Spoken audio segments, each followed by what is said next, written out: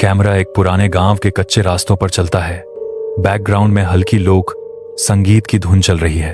वो अली नैरेशन में।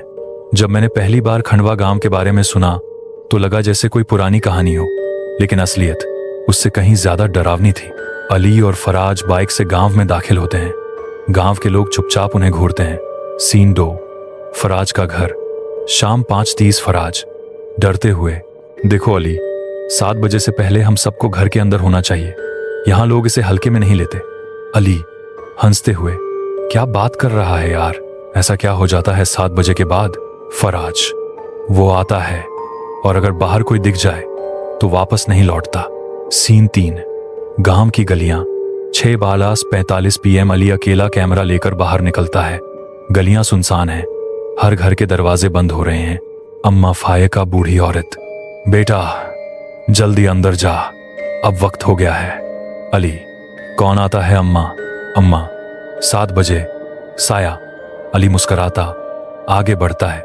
Scene 4, school के पास। ठीक 7 बजे घंटी बजती है, जोरदार अजीब सी आवाज जो हवा में गूंजती है। कैमरा हिलने लगता है। अली रुक जाता है।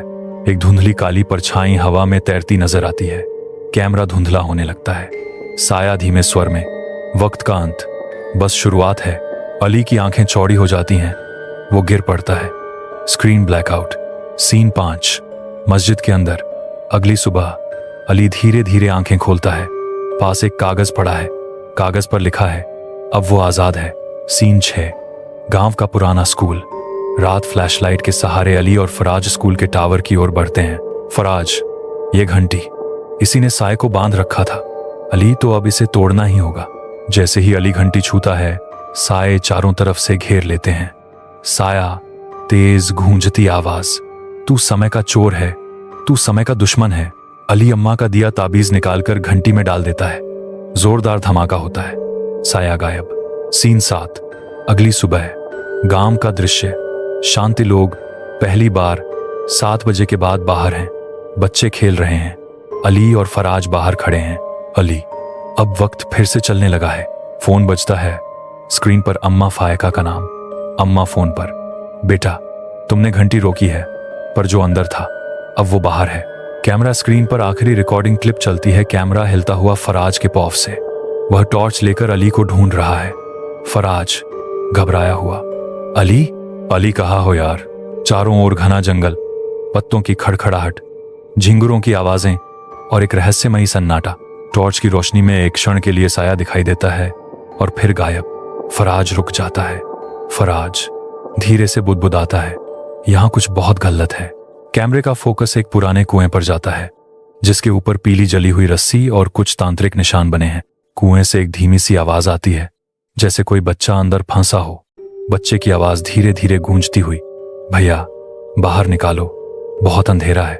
फराज झुककर कुएं में देखने लगता है। अचानक कुएं के अंदर से एक काला हाथ उसकी तरफ झपटता है। कैमरा गिरता है, साउंड कट होता है। वो अली का आत्ममंथन। मैंने सोचा था कि खतरा टल गया है, लेकिन कुछ चीजें सिर्फ बंद की जा सकती हैं, खत्म नहीं। दीवारों पर हाथों। लोकेशन, हवेली की छत। रात देव राणा साहब से सीधे टकराता है। देव, आपने माँ को क्यों छुपाया?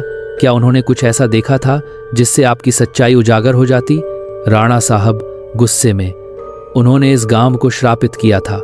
वो पगला चुकी थी, तंत्र मंत्र आत्माएं इन सब में खो गई थी।